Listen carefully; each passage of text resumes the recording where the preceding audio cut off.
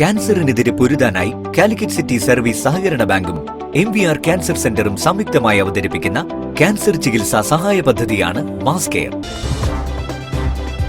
വാർത്തകൾ തുടരുന്നു.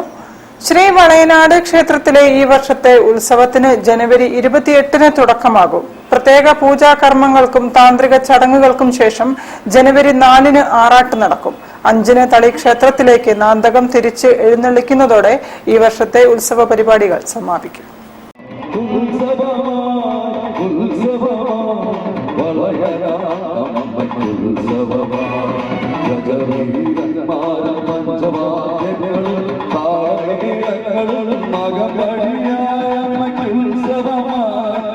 ശ്രീ വളയനാട് ക്ഷേത്ര മഹോത്സവത്തിന്റെ ഭാഗമായി ജനുവരി 23 മുതൽ 28 വരെ ദ്രവ്യകലശവും 25-ന് പ്രതിഷ്ഠാദിന ചടങ്ങുകളും നടക്കും.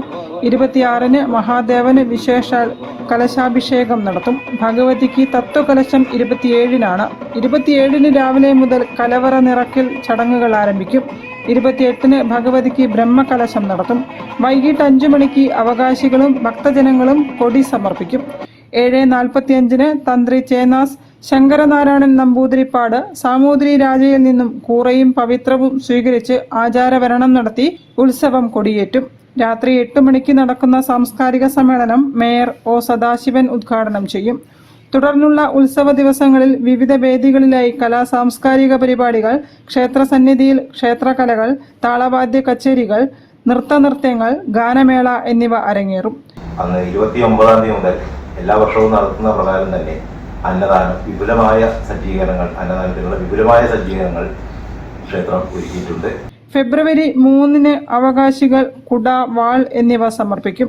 8 മണിക്ക് നടക്കുന്ന പള്ളിവേട്ടയ്ക്കുള്ള എഴുന്നള്ളിപ്പിന് 101 കലാകാരന്മാർ പാണ്ടിമേളമൊരുക്കും. 4-നാണ് ആറാട്ട്. 5-ന് ദീപാരാധനയ്ക്ക് ശേഷം തളി ക്ഷേത്രത്തിലേക്ക് നാന്തകം തിരിച്ചെഴുന്നള്ളിക്കുന്നതോടെ ഈ വർഷത്തെ ഉത്സവ ചടങ്ങുകൾ സമാപിക്കും. വാർത്താ സമ്മേളനത്തിൽ president Radhakrishnan K, secretary Anand MV, executive officer Sunil K, vice president Arunkumar P തുടങ്ങിയവർ സംബന്ധിച്ചു. News bureau, Kozhikode. സാന്ത്വന പരിചരണം ഒരു സത്പ്രവൃത്തി മാത്രമല്ല, സാമൂഹിക